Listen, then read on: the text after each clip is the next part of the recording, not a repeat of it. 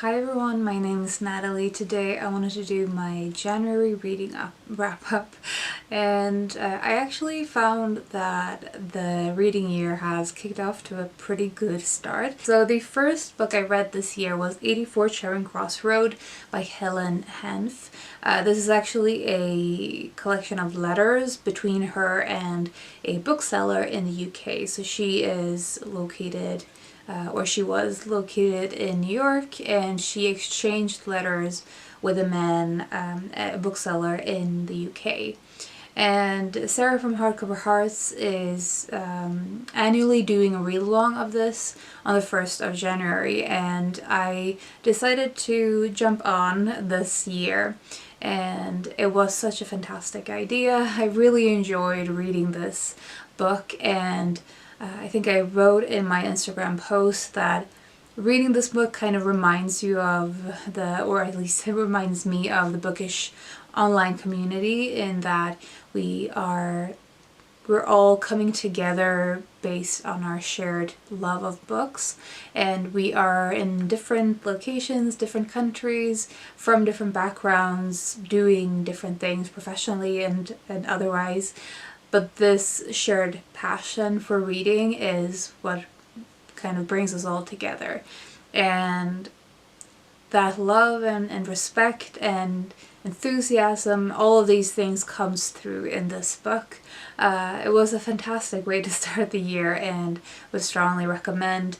I want to buy myself a copy to have on my shelves as well. So because I read that on January 1st, I actually decided to do a bit of a movie project for this month in watching movies set in New York. So I had a bit of a New York theme going on throughout the month of January. And one other book I read in January was also New York related, and that was Just Kids by Patti Smith.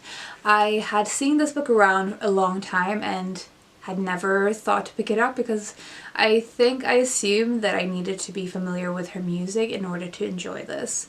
That's not the case at all. I have listened to some of her music after finishing the book, but this book is not so much about her music career as it is a portrait of New York in the 60s and 70s, when she was becoming an artist and dreaming and aspiring to become one. It's also a kind of love letter to Robert, who was for a long time her romantic partner, but also was kind of a lifelong friend and life partner, and in the sense that sort of beyond, it wasn't specifically a romantic relationship all of their lives, but it was a very important relationship for both of them, and it isn't, I wouldn't say it is glamorous in the way that she portrays New York at this time. In one case it is, in one sense it is, because she is meeting and getting to know a lot of famous people. Some of them were starting out around the time that she's meeting them. Some of them were already famous, so she's kind of moving in specific circles with a lot of influential people in the arts, and so that aspect of it is glamorous, but she's also very poor. She and Robert are living in very harsh circumstances. They barely have enough to keep off the streets. So this is a raw memoir in a lot of ways. It's filled with love as well, and warmth through that, and through the safety they found in sort of taking on the world together. I was just completely charmed by this, and it took me by surprise, I would say. So definitely it's really strong memoir, and it's one that I feel like I will want to revisit, and I think on a revisit I might even enjoy this even more than I did on my first read of it. Definitely will want to read more Patti Smith as well. If you've read her other books, I would love to know what you think of them, and whether you think I would enjoy her other books, even having little interest in her music in particular. I do enjoy her music, I'm just not that familiar with it, so this was really great. So at the end of last year, I read Heartstopper volume 1 to 3 in quite close to each other. And then in January, I picked up volume 4 and 5. Volume 4 so far is my favorite by far.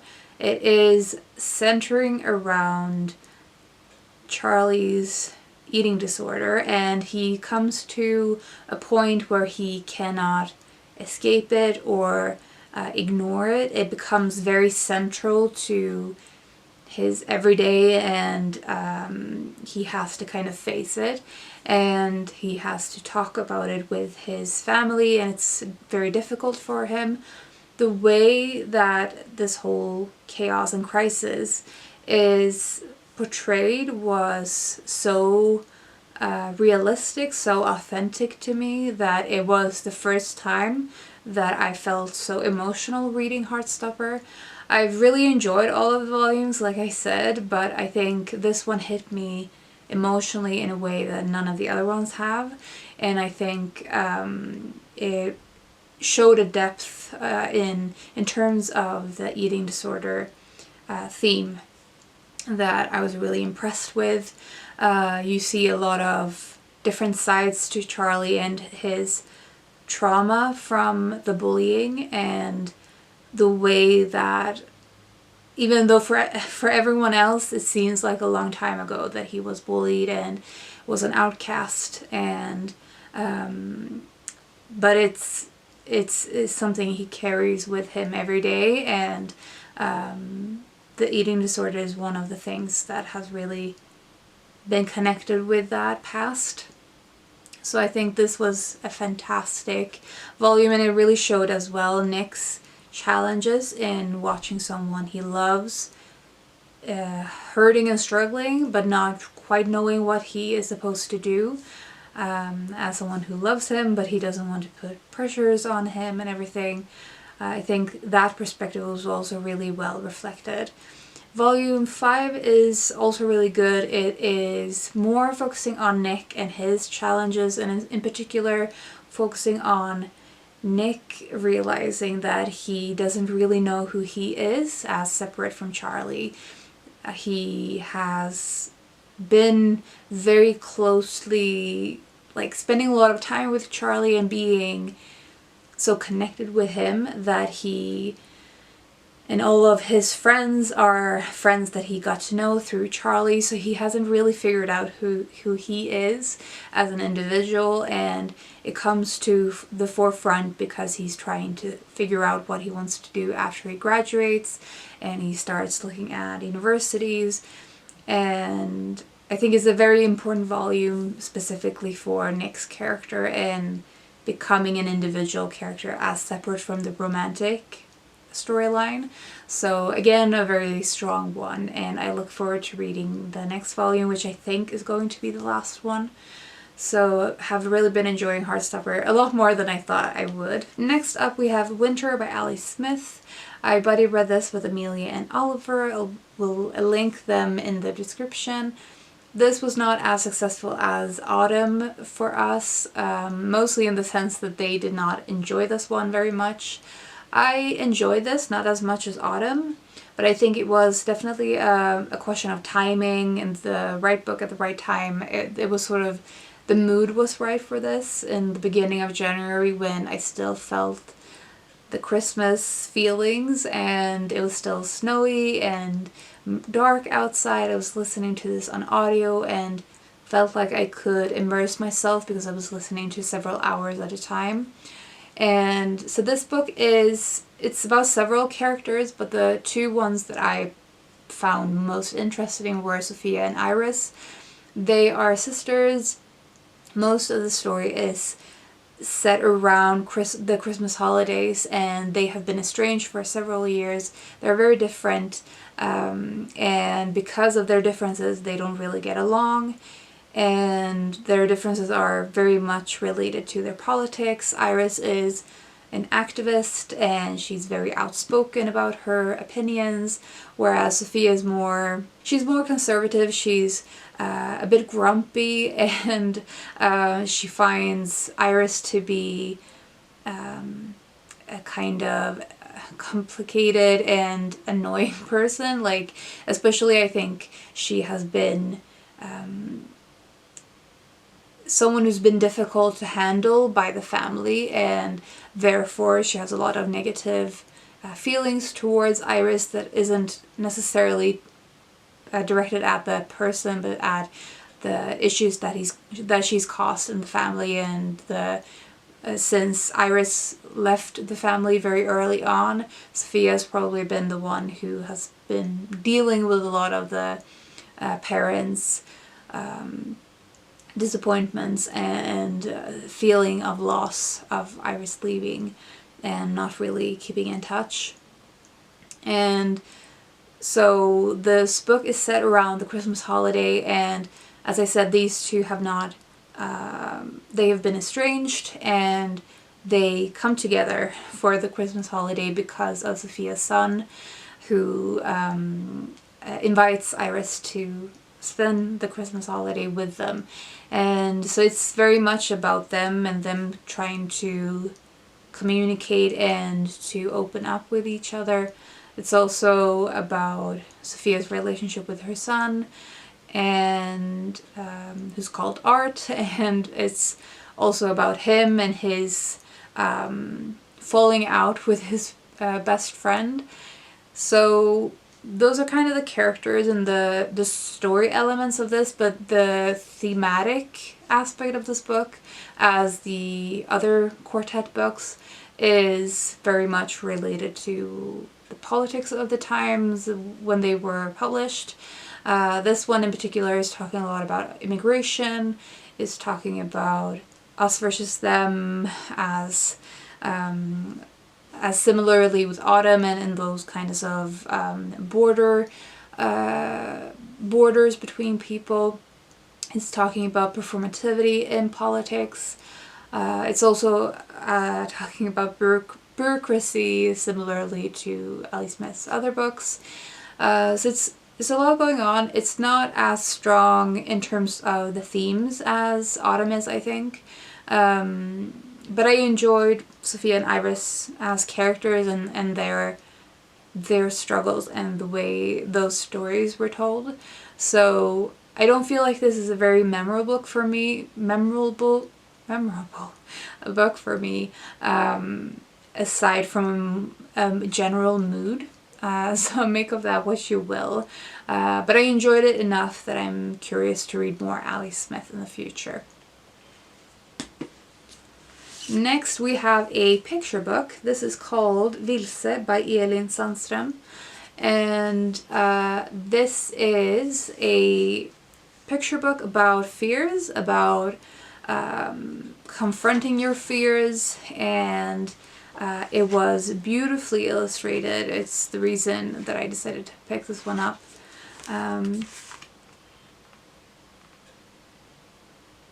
And it's a story about being lost and being found.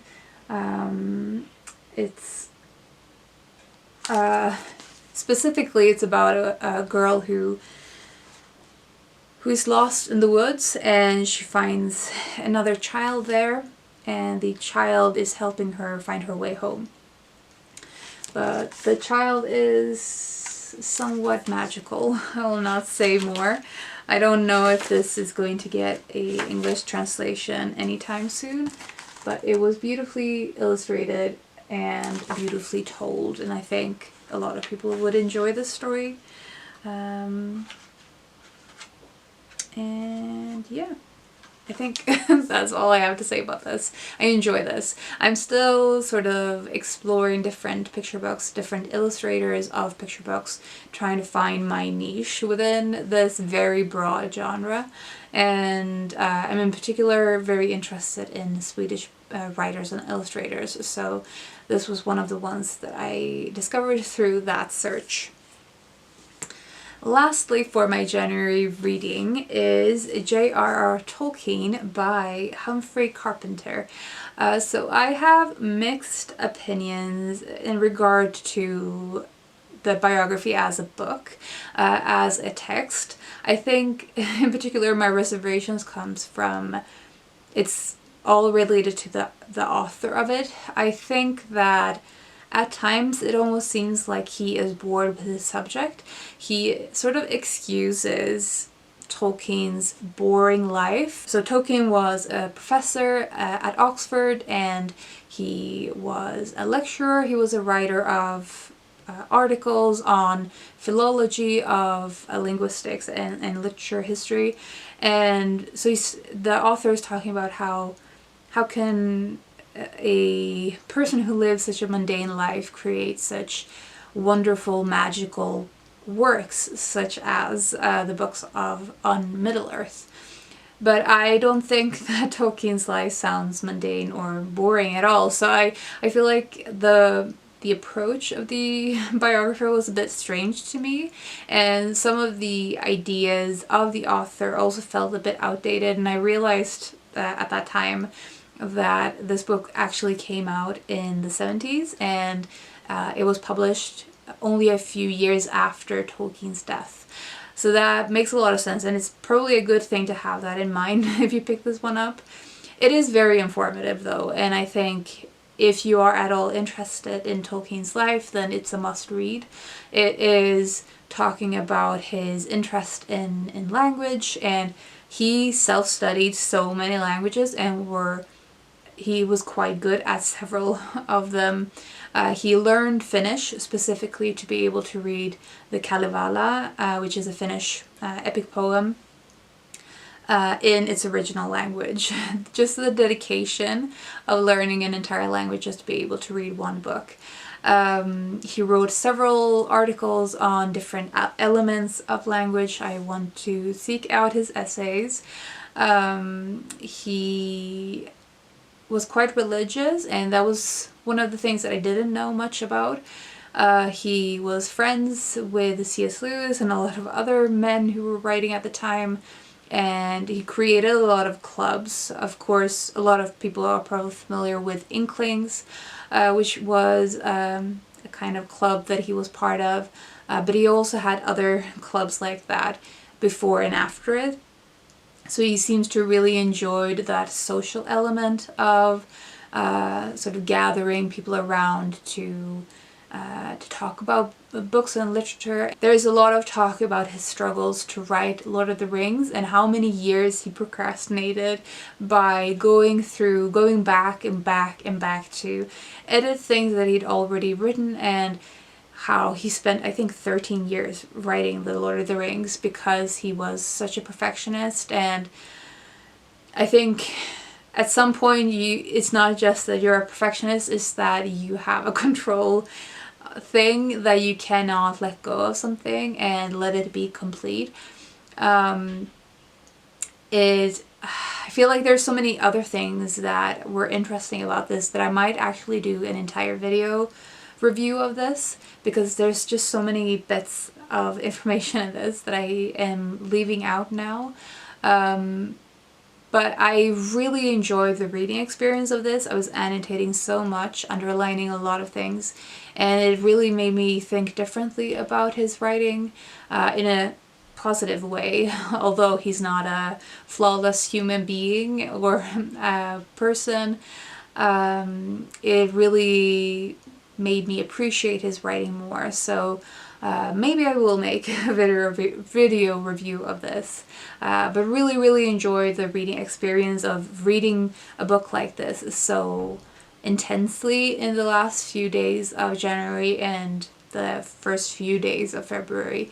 So yeah, I think I might pick up another biography very soon, because I am realizing that it is definitely one of my favorite genres of all time, but especially nonfiction.